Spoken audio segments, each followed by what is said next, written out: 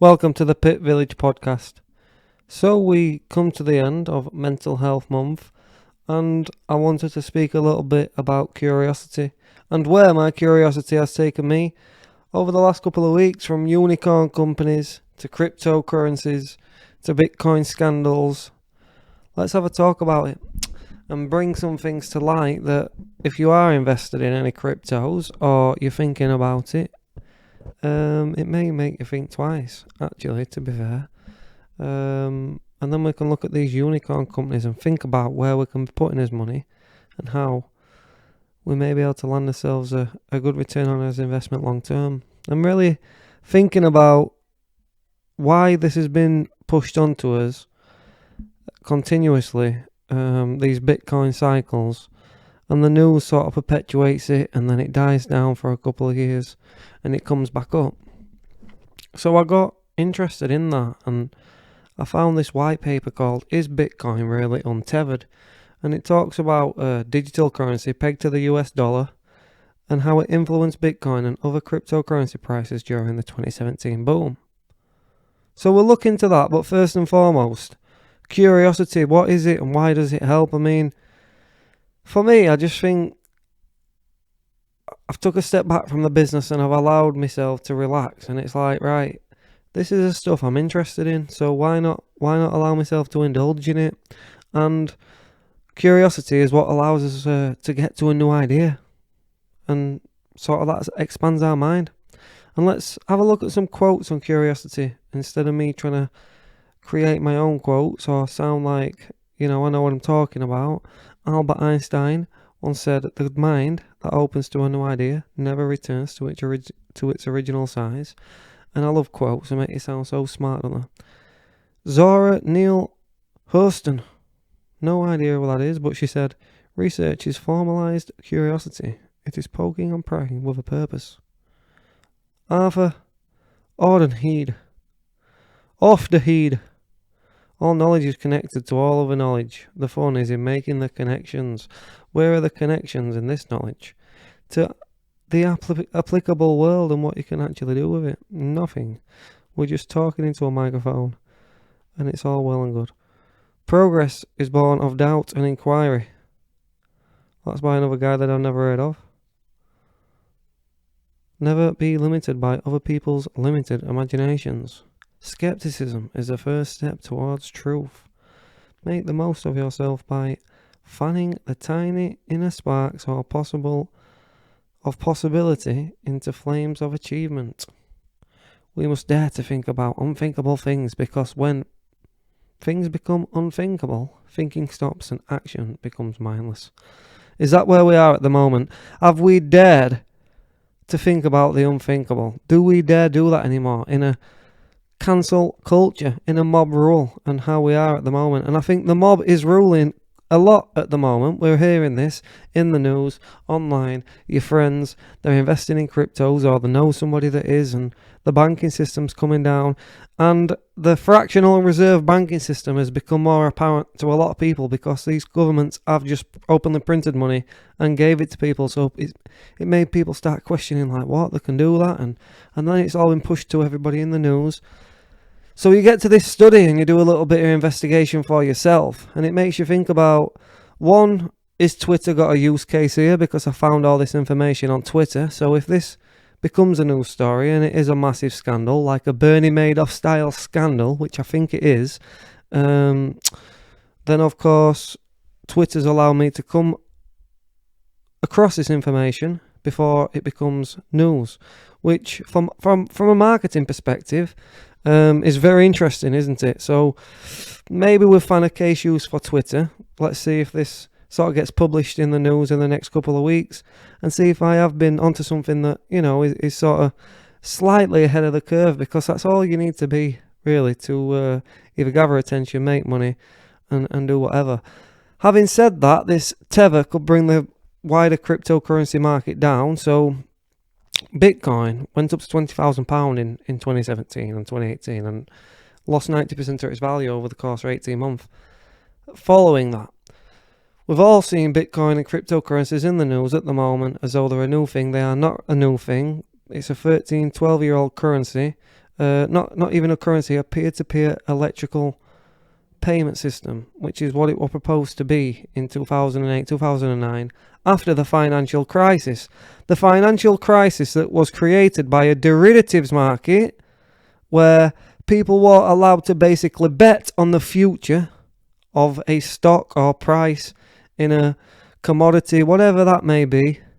They call them futures. The markets are, based in the future. You're saying, right, I'm going to take a stock option now, and let's say I'm going to say that Tesla is going to go down in price. So I'm going to trade against it. I'm going to bet against the stock. And what happened is, through allowing them to create these derivative markets, they basically packaged all this debt up together, sold it off to investors, and then, it were all backed by nothing. It were all backed by mortgages that people couldn't afford. And that's what caused the 2008 crisis. It was the US housing market popping that created a worldwide recession. So what have we had this year? We've had the coronavirus, fiat currencies being printed and given to everybody for free. Obviously that's going to cause inflation. And then we've had all this excess money, no economy to spend that money, and the cryptocurrencies have been booming, so everybody's wanted to make a quick bit of money. But what if all this is based on a scam and it is all fraudulent? Because when you start looking into Tether, the USDT currency, and you look at the company behind that, iFinex and Bitfinex, which is an exchange, and you look at Binance and all these other exchanges that are actually offering leverage and margin and have created a derivatives market of their own, because they've created a future trading market on the price of Bitcoin. You can short the price of Bitcoin and you can leverage your money up to 125 times. The average person can go on this market. They can say, right, I've got £1,000, but actually I want to buy £120,000 worth of Bitcoin. And then you can do that backed up on not US dollars, but USDT. See, they were very smart about it. They come out and they said, actually, we're backed by dollars, and it's 1-to-1 with the US dollar. They were very vague about it, as though it was something, highly connected to the dollar. 2017, they had to say, oh, no, wait a minute. Actually, we're not. There was 75% backed by the dollar, according to a, unofficial audit by non-accountants, because they're based in the Bahamas. Nobody can track these people. That's the premise of Bitcoin, supposedly. But then you go further into this and you see that this company's been caught in fraud. They get 850 million to another company that then just sort of took it and ran with it, disappeared with it. That 850 million were no longer, it couldn't be accounted for. So the company, the exchange, actually took 35% of the customers' money and gave them a fake cryptocurrency coin that couldn't be exchanged for anything. And then it is, people are saying online that actually this could be an entire Ponzi scheme based upon the perpetual printing of these USDT tethers. So if a company has got unlimited amounts of cash to just keep printing, and then there's a recent Financial Times and the New York Attorney General has done an audit on these guys, and they've come out and said we're 3% backed in cash, we're 3% liquid in dollars. So if there were a supposed run on the banks, i.e. if everybody wanted to get out of Tether and go back to fiat currency and get the cash, then the cash wouldn't actually be there. The demand is not within cash. So why would you want to stay in USDT? Well, if you're trading in cryptocurrencies and you made money, it's higher transaction fees to escape back into real cash, pounds or dollars, whatever currency. So they stay within the cryptocurrency ecosystem, and the Tether is the largest traded cryptocurrency in terms of the volume that's traded. It's got a $60 billion market cap at the moment, higher, and that has increased exponentially in the last year. I think they had $4 billion last year. So The fact is, these guys could have been just printing this money, lending it to their own exchange and other exchanges such as Binance, because these guys look like they've got their hands dirty as well. So the cryptocurrency market has been created. I can create my own coin now, and sort of we can trade it, and if I get enough attention, it'll be worth something. That's all it is, and I don't think the original creation for Bitcoin actually had this in mind. You can find the original white paper online for Bitcoin, and it sort of mentions these smart contracts that seem to be coming out on Ethereum and other, areas of the blockchain. The blockchain technology that he sort of built the currency on is, it's got wider applications. It's a bit crazy, to be honest. Maybe these articles are right. If you go to, that's BTC, not Bitcoin.com. And the other one is only on BTC.com. Or only on Bitcoin.com. And you'll see these articles that state that actually Bitcoin had smart contracts. It had a lot of this technology. The developers were paid off by large organizations, funded by the international banks, because actually Bitcoin was a threat to the banks. There was no transaction fees. It was sort of layered to create easy payments across online gateways and websites and applications. So that would have erased PayPal and all these companies. So have they created their own derivatives market to profit from the average person? And you see a lot of these people who create these companies have got, backgrounds that are nefarious, where they've stolen money off people. And then you look into Tether, and actually it's only 3%. There's only 3%, liquid cash there if everybody does want to get out of the sort of cryptocurrency ecosystem, rather than just buying bitcoins. And who's to say they're not just printing these tethers, buying your bitcoin, cashing out for real cash, and buying real world assets such as homes and property or whatever, real estate. So this is where my curiosity's led me, to be honest. And if you want to look more into this, there's a 2018 white paper, Is Bitcoin Really Untethered? There's then amicastor.com, The Curious Case of Tether, complete timeline of events. What was the other one? Cryptocurrency Doomsday. And then the crypto whale, Mr. Whale, on Twitter. And Bitfinex on Twitter. And a couple other, there's one called The Big Short Inside Crypto's Doomsday Machine. Talking about the flow of cryptocurrencies, and how 80% of cryptocurrency trading is actually done with Tether. It's not dollars, it's not pounds. They make a very small proportion of the currency coming into the ecosystem. A lot of it is from Tether. So where is that coming from? Are they printing that themselves and propping up the market and inflating the currency, buying in at a certain price? And can they manipulate this market to send it wherever they want and use their own leverage on their own systems to make money off of everybody, because they can manipulate the market? It's sort of insider trading. They know what's going to happen before it happens. I'm sorry to say, I think this is going to cause another sort of, it may not be on the style of 2008, but who's to say it's not worse? The market cap of this at the moment, of cryptocurrency, is over $1 trillion. So if it all turns out to be fraudulent, I'm suspecting that's going to have some form of ripple effect into the real economy, particularly as more and more companies start investing in this and it does become more mainstream. But also, I think the institutional use of Bitcoin and all that, I don't think it's actually there. I think it's all just hype. I think the government are going to create their own cryptocurrencies, and perhaps governments around the world have let it happen and allowed this to happen, so we accept regulation on the cryptocurrency market, and then we accept their central bank digital currencies. And of course, they've got ultimate control then in the fact that they could turn you off if you say something that they don't like in this cancel culture. If you don't, do what you purport to do and you haven't got a vaccine, perhaps you've got to pay a extra price. higher price for the ticket to the same event, and they're doing that already in the States. If you've got a vaccine, it's $50. If you're not got a vaccine, it's $1,000. Something crazy like that.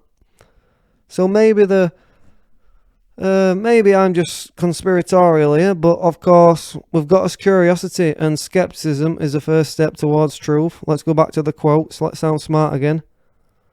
Million saw the apples fall, but Newton asked why. Curiosity is a proud and eager confession of ignorance. I am saying I do not know anything about these cryptos, but what I do know is that I was actually researching cryptocurrencies 8 years ago. But I know that I know nothing about this. Because I know enough about it, I know that actually I can't predict what's going to happen. I've not lost any money because I've not invested in this and got out at the right time. Because 90% of people don't get out at the right time. In fact, professional traders only make the right decision, say 40% of the time. So how do you expect to do it when you're not in this market? And of course, I recognise that it's not about making money and day trading to make money and all this. Actually, wealth is about your perception of yourself, because if you do make the money, but you don't feel like you deserve the money, you'll soon get rid of the money somehow. You'll spend it, you'll give it away, and then maybe you'll feel bad about it. So it's all about your perception of self, and do you feel worthy of that money? So I wouldn't want to feel like an imposter because I'd suddenly made $1 million on Dogecoin. Let me build a business, let me do something for the long term, because I think with £1 million I'd just destroy myself. Or maybe that's me. Maybe I'm just looking for the reason I've not invested in this, and looking for a reason that it's all going to blow up sooner or later, and saying that it's all based on a scandal. Who knows? But here we are. So cryptocurrencies, they're out of the window for the moment. Let me close all these tabs. What else have we been looking into? What else have we allowed the curiosity to take over? So I've got this study, social curiosity as a way to overcome death anxiety. I think I've got death anxiety. It all started when my biological father died a couple of years ago, and I realised that I was going to die.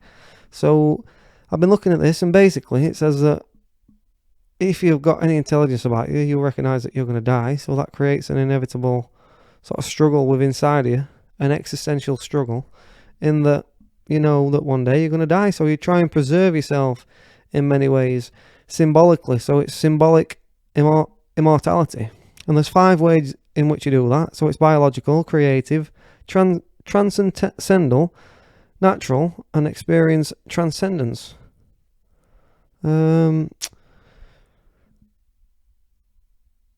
Basically, they did a study about social curiosity as a way to overcome death anxiety, and they found that if you allow yourself to become socially curious, then you may find a way to reduce or overcome the anxiety of death.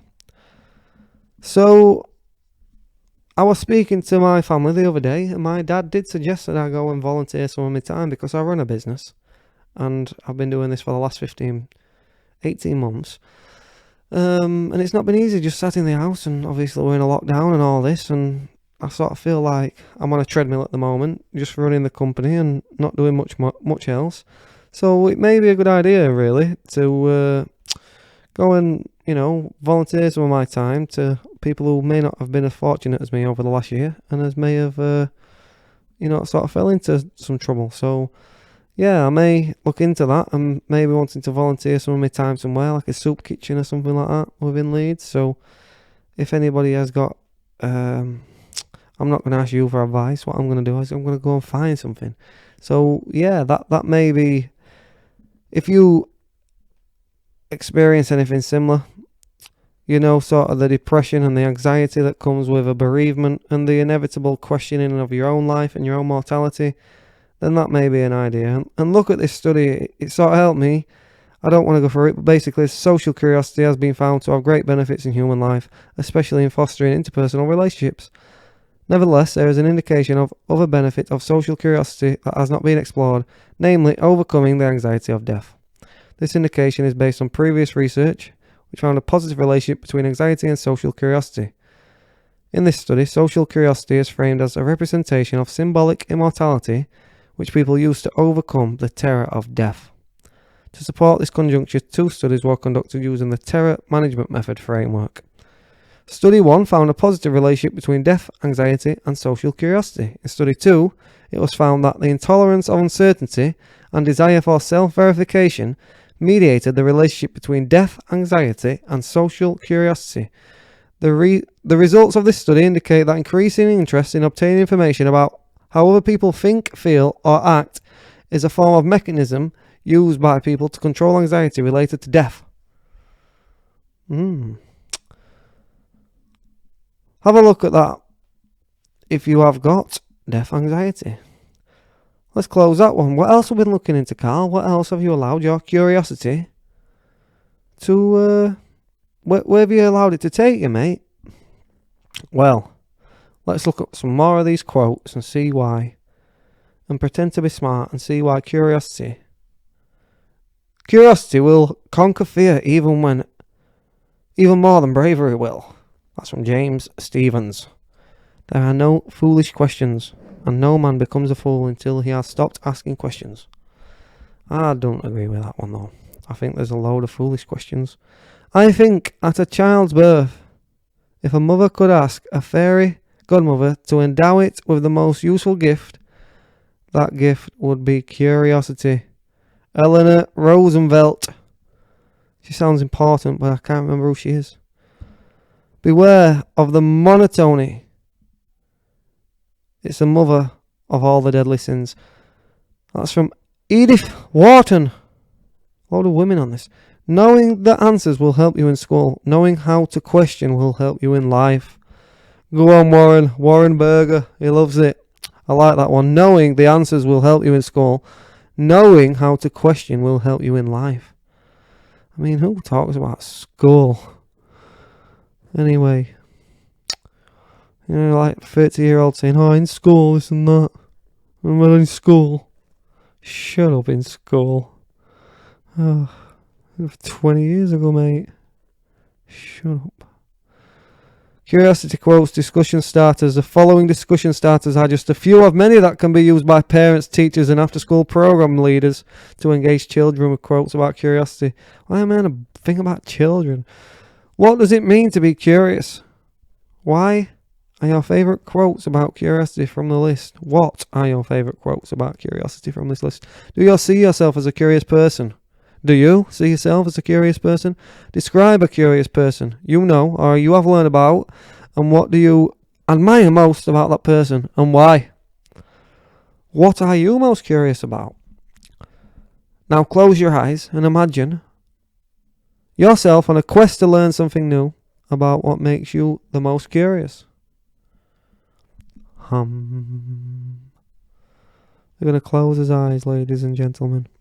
Curiosity. Where else has it taken you, Carl? Well, besides from the derivatives market and try and read up about the futures and the forwards and the options and the, swaps and the ETFs and the EDFs and...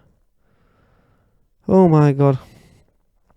Basically, they created all this bullshit debt and they sold it to the investor. They pumped it all up in the news like they're doing cryptos at the moment. They sold it to you, and then your house were worthless. You were stuck with a mortgage that were worth a lot more than the house.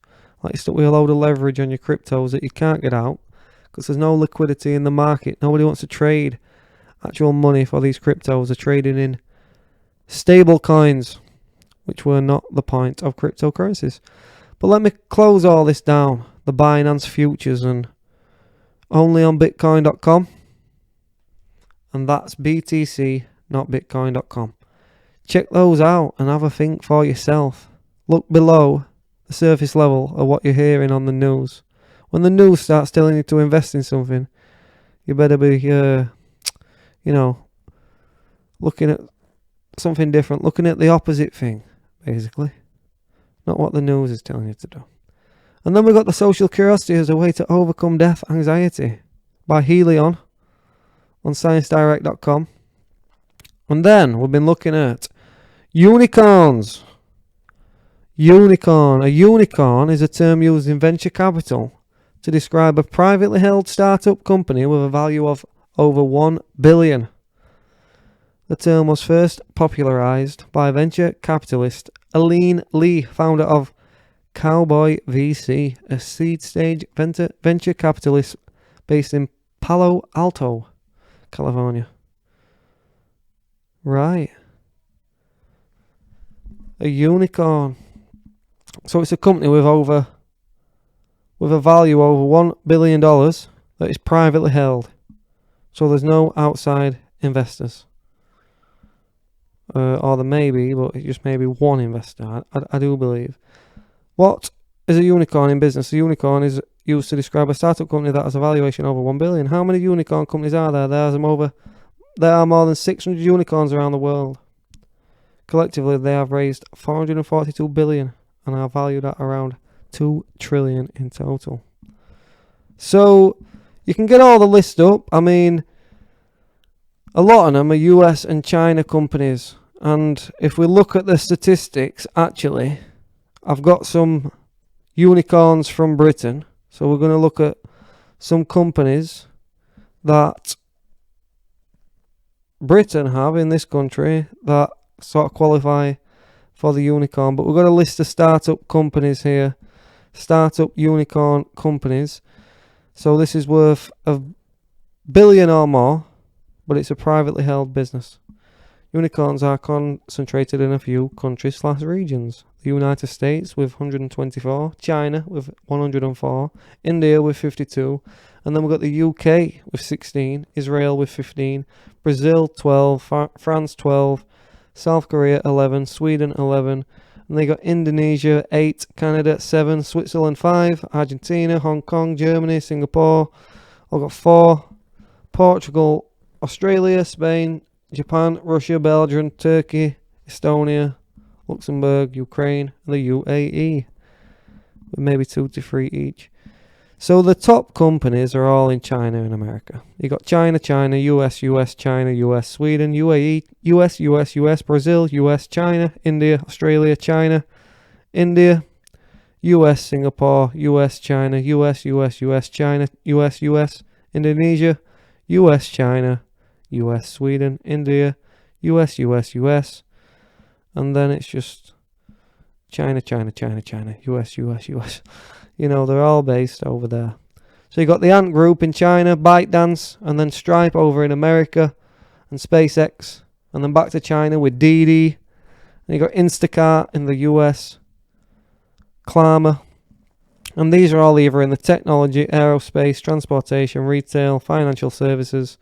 So it's finance, it's internet, and you've got a video game company with Epic Games, Databricks, computer software, Rivian, automotive, Nubank, financial services in Brazil, Juul Labs, electronic cigarettes in the US. It's former unicorns, but exited the list due to IPO or acquisition, which again I've been trying to look into, as well as the derivatives market and all this stuff. I'm looking into how does a company go public, and it is either through an IPO or a direct listing. And then of course you've got acquisitions, which is a different thing. You know, they're acquired by an outside company, I guess. So you got Uber, Facebook. These were all unicorn companies, which means they were privately held. The founders had some skin in the game, and they were worth more than £1 billion.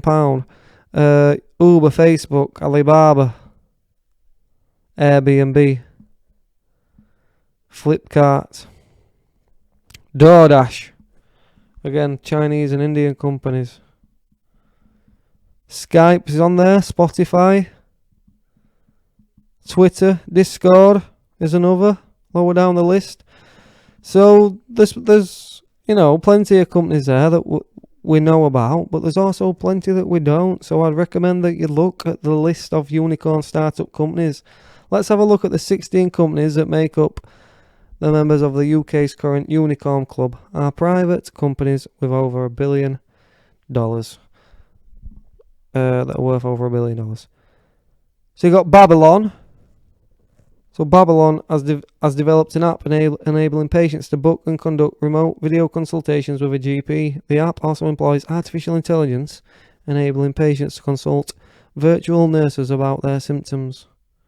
Babylon. And why am I bringing this to you? It's because you need to know about these companies. You need to know about these industries, because this is what's doing well. These are our billion-dollar companies. These are our unicorns. And if you didn't know what a unicorn was, now you know it's a company that's worth over £1 billion that is still privately held. It's not on the public stock exchange. It's not been acquired by a large business. It's worth over £1 billion, and somebody still owns it who created it. Right, let's have a look at this. Benevolent AI. So they've developed artificial intelligence and machine learning technology that aims to speed up scientific discovery through mass analysis of scientific data. So it's big data. It's AI. Brewdog operates a number of bars and produces its own bottled and canned beers, which are distributed to British supermarkets and exported worldwide. Checkout.com. They've developed a software that allows businesses to process their payments online in multiple currencies. Darktrace. They've developed security software that identifies behavioral anomalies that could signal security threats. Deliveroo. Now, I just moved to Leeds and I've used this I've used this app quite a lot, particularly in the first month when they were giving me free deliveries. I must admit, I'm back in the village at the moment, so I'm not using it back here. But in the city, this is massive. This employs a lot of people. You see them all over the place. They're biking all over.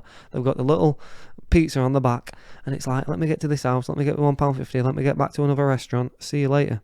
Deliveroo provides delivery services for restaurants using technology to predict the time taken to prepare meals and efficient ways of delivering orders. But it's not only that. You can't only order from restaurants. It's shops. It's a lot of things. It's massive. We all know about Deliveroo, and if you don't, then you might be in the pit village like I am. But when I moved to Leeds, I certainly discovered it. So that was worth over $1 billion since 2017. I wonder what it's worth now. GraphCore. They have created a processor which allows developers to run quicker machine learning models. This enables AI researchers to undertake new types of work not possible using current technologies. Improbable has developed a spatial OS platform which has enabled unprecedented gameplay through simulating virtual worlds of large and complex scale. The platform also has applications for corporate use. Here we go. Monzo operates a digital bank that can be accessed by mobile only. It offers its customers a current account and prepaid debit card to manage their money. Oak North Bank provides business loans and property finance to entrepreneurs and growing companies. OVO Energy supplies gas and electricity to domestic properties throughout the UK by combining natural energy with smart technology to create a renewable energy system. Oxford Nanopore Technologies has developed a range of portable DNA and RNA sequencing devices that are also capable of characterizing epigenetic modifications. Oh dear. Revolut operates a challenger bank which provides an app on which users can trade cryptocurrency, track and sell money, as well as a range of other financial services. Do you know what? One of my customers sent me £60 on Revolut the other day, and I was like, what's this? What? It come through. As long as it's in my bank. Not really bothered, to be honest. But it's a bit strange. The Hutt Group, but their turnover, 12.8 million. Last amount raised, 244 million. Date became a unicorn in 2018. I mean, a lot of these companies are incorporated. It's like 2013. If you look, the Hutt Group operates a range of e-commerce websites and also has developed e-commerce software that it licenses to other online retailers. So their incorporation date was the 31st of the 12th, 2004. The date they became a unicorn, so worth more than £1 billion, was in 2016. So it took them nearly 12 years. It took them 11 years, 2 months to become worth $1 billion. Transferwise has developed a platform that allows individuals and SMEs to transfer money abroad using real exchange rates. CMR Surgical provides robotic-assisted surgery procedures through its robotic system. Versius.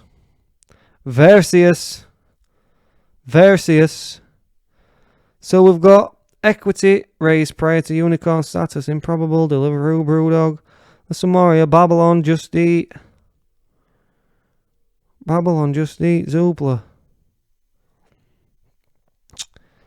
I like it. Here we go. Growth by acquisition. There's a load of other companies here, like the Hutt Group. Acquisitions by unicorn companies in the UK. The Hutt Group has bought Zavi. Look fantastic. Mankind. So what I mean, basically, just become so big that you start acquiring loads of different businesses. Go public. Sell all your shares. See you later. A couple of billion in the bank. Yeah, if it only were as easy as that. And if you look at a lot of these companies, I'm trying to find studies that showcase, what sort of creates a unicorn business. And I don't know. Who knows? They're all different companies. You've just got to look at what do people need and what is there not. How can you make things better in the world? And I think that's what is so good about the free market, capitalism, in that we can create our own companies and you either survive or you don't. And a lot of people don't survive, and I must admit it's hard. I don't even know if my business is going to survive. I'm praying to hope that it does, and I've had a harsh couple of months in that, I found it hard to motivate myself to continue, but I've got through it and I'm at the other end now. I've just completed a new website. I've updated about 15 websites today. So it's a case of getting myself back on track, but also allowing my curiosity to, look at things like this and watch podcasts and watch people like Chamath and these people on the All In podcast, and just feed myself with information that actually challenges me. Not just, it's this conspiracy, or it's this, or it's that, or it's this simple thing, and let me just read this text and then I'll forget about it. No, let me learn about this stuff, because once I know, then I know, and I only know when I can express myself in a clear way, without sort of having to reference things and look things up whilst I'm talking. It's no good, that. And I appreciate that we're on this journey together on this podcast, because I'm talking you through things as I want to understand them. But if I just leave this topic here today and never look at unicorns again, and never look at IPOs and direct listings and the different ways in which you do go onto the stock market and all this stuff, how am I ever going to understand that actually I've got something on my hands here that I could turn into a unicorn? Or where do I go and find a unicorn to work for, get some equity in, and then hopefully when they sell it off, I'm there for the ride as well, and there for the experience, and working towards something that actually makes a larger change in the world, which is, I think, what we all want, is it not? Do we not all want to be working on something great that sort of transforms the world? And the world is transforming, so why don't you go and find something to work on, maybe under somebody else's supervision? So Elon Musk, if you're hiring, mate, throw me a message. But other than that, I don't know what else to tell you guys. We've had a look at some unicorn companies. We've talked about Tether and the massive Ponzi scheme. I think Bernie Madoff will be proud. $60 billion market cap. And it just provides liquidity to the cryptocurrency system, but they're not backed by real dollars. So all this, the US, the Bitcoin's worth $30,000. No, it's worth 30,000 Tethers. But Tethers aren't dollars, pal, because they're only backed by 3%. So when you see a run on the banks and all the cryptocurrencies just implode on this ends and they're all back down, Bitcoin's back at £2,000, and everybody who thought they were smart in the last 5 months are holding on to the Bitcoins and they're not took none of the profits, you're going to be crying. So you're buying into Bitcoins and it's 20 grand thinking it's a good deal. Ooh, baby. Look into Tethers, look into the original Bitcoin, the white paper, understand this stuff, don't get caught up in the hype. You read in the news too much, you think this is, going to solve the world's problems, and by all means it's not. It's going to be a massive industry, but it's probably going to be controlled by these governments, and the governments probably allowed this to happen so they can regulate the market. That's all I can say. We're going to allow this to just implode on itself. It's a derivatives-based market where people are trading at 125 times leverage. That's just going to implode that. So if you don't understand any of that stuff, then you shouldn't be trading cryptocurrencies in the first place. And you should go into some basic research like I've been doing over the last week and try and understand this stuff. Because we're not old enough to look back at the dot-com boom and the 2008. And even if we are, a lot of us don't understand what actually happened. Go and watch Margin Call. Watch Margin Call. Sell it all today. Sell a lot. Sell them. You're going to sell something that you know it's worthless? We're selling it at the market price that somebody's willing to buy it. Just watch the film, Margin Call. We're heading for financial collapse. And, yeah, other than that, nothing else to report. Just tuck in, get ready, get prepared. And if you've got some liquid cash, you can make some money, get on Wall Street bets. I got no cash at the minute. No, I'm bloody paying out for this flat that I'm never at. And basically, I'm not very frugal with money.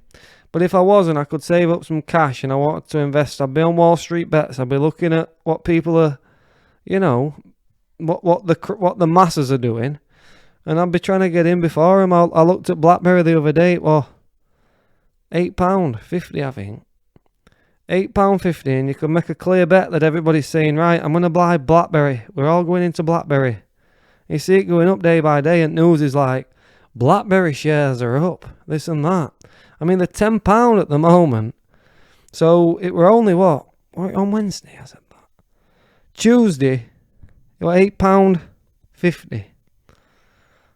And I mean, it's been up to £11.50 today. It's hovering at the $10 mark at the moment, BlackBerry. And that's up from £8.50. So if you put it $8.5 in on Monday, by Friday you'd have had 10 grand. Just following Wall Street bets. Weekend discussion thread for the weekend of May 28th. Easy tendies on Monday for BlackBerry. They're all going in on BlackBerry. I'm heavily invested in positions with GoGo, BBBY, and of course holding my AMC and GME shares. What's AME? What's GMC done this week? Wall Street bets are at it again, pumping these stocks. Shows the power of the mob, and this is all that's happening in cryptos at the moment. So, what's it done in the last month? Oh, they're all holding on to GMC? Oh no, GME. Sorry, I'm wasting your time. So, in the last week, it's gone from 140. No. Let's have a look. Last 5 days, 175 to 220. It had they did a peak of 250 today, 257 from 175. So you're talking what? 175. You're talking a 50% increase here on peak, aren't you? In 4 days. So if you're ahead of the game here, and you're looking at what's BBBY share price, BBBY. Is that BlackBerry? No, Bed Bath and Beyond. That's gone from 23 to 28 in the last 3 days. Christ. I mean, if you're ahead of the game with this, get on Wall Street bets on Reddit. And you may be able to make some money if you've got some spare cash that maybe you're willing to lose. If you're a gambler like me, and it might be worth getting into this, but for me at the moment, I've got to wait it out. I'm in an IVA, I'm in a load of debt. I should have declared bankruptcy, by all means, but I didn't. And I've got 4 years to wait it out till I can start investing some cash and looking to make some real money. Until then, I'll continue with these rants. And we'll allow the curiosity to get the better of us. So have a look into all of this stuff. Tether, unicorn companies. And of course, where are you investing your money at the moment? Are you investing it in bullshit? Are you investing it in yourself? Are you investing it in crypto? Are you investing it in stocks? Are you investing it in the future? Are you investing it in the present? Are you investing it in the past? Who knows? Do you know what? invest it in whatever you want, but the worst thing you can do is save it, is keep it, is to be concerned about it, because money is just fictional. It's something that we've made up to be able to trade and not kill each other. Other than that, it's nothing. And if you get worried about it and you're paranoid about it and you get down about it and it controls your life, then you lose out on the things that actually do matter, like your spirituality and who you are, what you can provide to other people, what you provide to your family and the people around you, and how you spend your time. So thanks a lot for your time. I hope this has been long enough for you at 45 minutes, me just babbling on, and I'll come back to you another day. It may be tomorrow, it may be the next day, but it'll definitely be soon. All the best. Speak to you soon. I'm signing off. It's a Pit Village podcast, and we're sponsored by Prospect 27. If you do need a website, come to me. I'm available at the moment. Maybe not when you listen to this, but right at this moment, I'm available. Prospect27.co.uk. Professional websites. £30 a month. Get yourself on board. Yo. I'm back with another article that's come out recently that I've just found after recording this. Bitcoin's reliance on stablecoins harks back to the wild west of finance. To understand the weakness of stablecoins such as Tether, it is worth a quick history lesson from pre-Civil War American finance. Stablecoins are one of the weirdest things in the whole bizarre world of cryptocurrencies, because they operate on principles directly opposed to the rest of the crypto system. Crypto true believers argue that Bitcoin and its ilk will supplant fiat currencies issued by governments, while the whole point of the innovative blockchain that underlies them is to overcome what inventor Satoshi Nakamoto called the inherent weaknesses of the trust-based model. Yet stablecoins, and especially the largest, Tether, are thriving. Tether's $60 billion of issuance leaves it jockeying for third place in crypto market value behind Bitcoin and Ethereum. There are scores of others, and Bitcoin and Facebook Libra, renamed Diem last year, plans to join in with stablecoins covering several currencies. Stablecoins are a type of cryptocurrency tied one-for-one to dollars or other trading currencies, and whose value relies on trust in the issuer. Stablecoins have also become central to the financial infrastructure of crypto.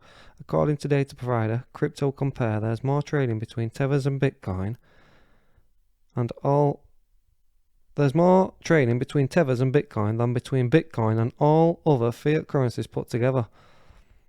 For crypto traders, at least, stablecoins are a vital tool because of the speed with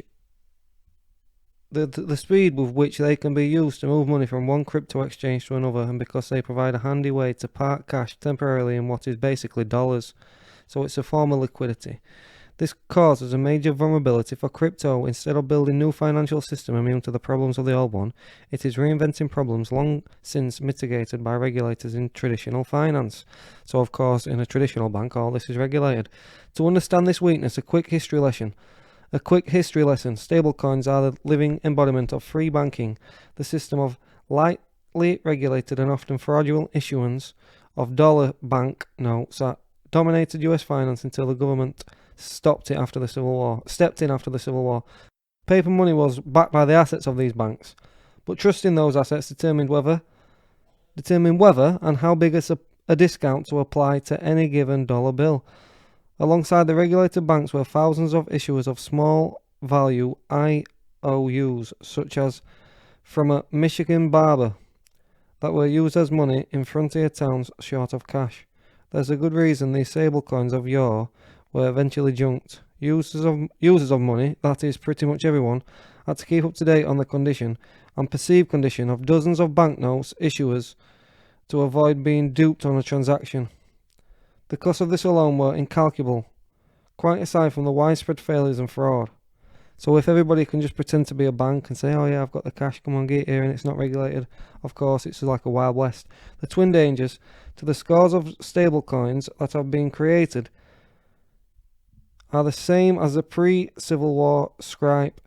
The assets turned out to be worth less than thought, or people come to believe that the assets are worth less than thought, and there's a run. The biggest stablecoins from Tether, Circle and Paxos publish reports from accountants attesting that their assets match the amount issued in an attempt to ensure trust. So far, all three have succeeded with their stablecoins proving remarkably stable around £1. But they haven't actually, because they're only 3% liquid. There's a lot of fraudulent activity around, particularly Tether. Bitcoin's volatility has limited its adoption for payments, so entrepreneurs created stablecoins, cryptocurrency pegged to assets such as the US dollar. But the recent settlement of a probe into the most popular stablecoin, Tether, shows the need for transparency into the growing industry. A glance at the free banking era should remind traders of the risk. Back in 1830s, banks would fool auditors by shipping the same chest of coins from one to the next to be counted multiple times, or by topping up a barrel of nails with a layer of silver. The parallel is clear from the details of Tether's $18.5 million settlement with the New York Attorney General in February. It said Tether was lying about having full backing for its issues, and whether Tether tried to head off rumours about its financial situation by employing an accountant to attest to the assets. Cash was put into the new account only on the day of the assessment. Tether also lent $475 million to work with Bitfinex to help it through a cash crunch, this time the day after publishing the balance of a new bank account in the Bahamas. This is a modern version of mobile chests of silver.